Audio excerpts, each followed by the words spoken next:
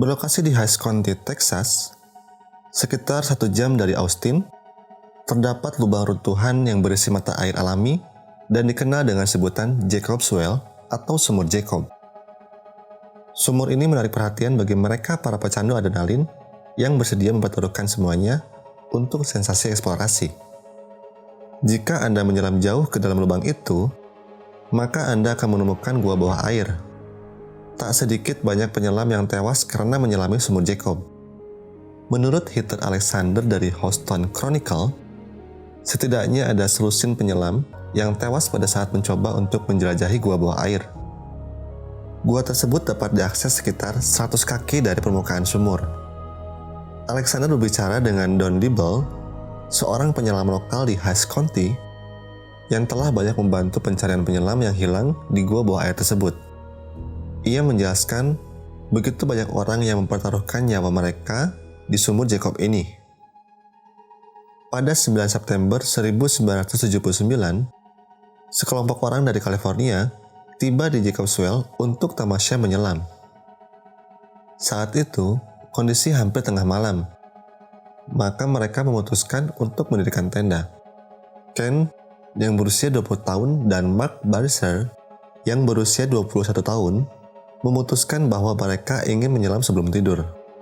Meskipun sudah larut malam, ada penyelam lain di lokasi yang melihat Ken dan Mark turun ke dalam kedalaman sumur dan bermanuver sendiri melalui celah sempit ke sisi terdalam gua. Hal itu mengharuskan mereka untuk melepas tangki oksigen. Berdasarkan saksi yang melihat, kedua orang tersebut menyelam tanpa bantuan tangki oksigen atau bantuan lampu.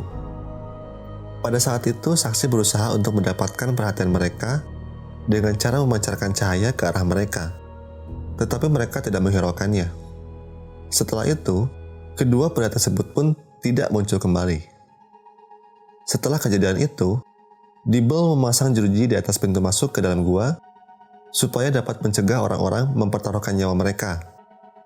Namun, beberapa bulan kemudian, ketika Dibble melakukan penyelaman berikutnya untuk memeriksa penghalang, jeruji itu telah dilepas dan terdapat sebuah catatan tertinggal dengan bertuliskan, "Anda tidak dapat menghalangi kami." Maupin dan Brasir hanyalah 2 dari sekian banyak yang telah kehilangan nyawa mereka di Sumur Jacob.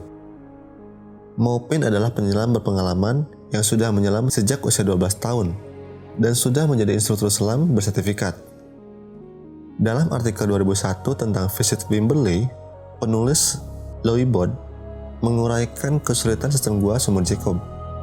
Selain lorong yang sangat sempit antara ruangnya, terdapat sebutan cerobong asap palsu yang tampaknya menjadi jalan keluar dari sumur, padahal tidak, dan telah menjebak setidaknya 1 penyelam.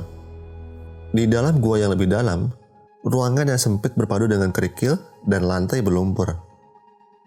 Lantai yang berlumpur juga dapat membuat jarak pandang menjadi masalah utama, terutama jika penyelam tidak berhati-hati untuk tidak menginjak lumpur tersebut. Sebuah jeruji dipasang untuk mencegah penyelam non-resmi untuk turun hingga kedalaman 100 kaki. Tetapi hal itu tidak menghalangi seorang penyelam bernama Diego Adame, seorang penyelam yang berusia 21 tahun.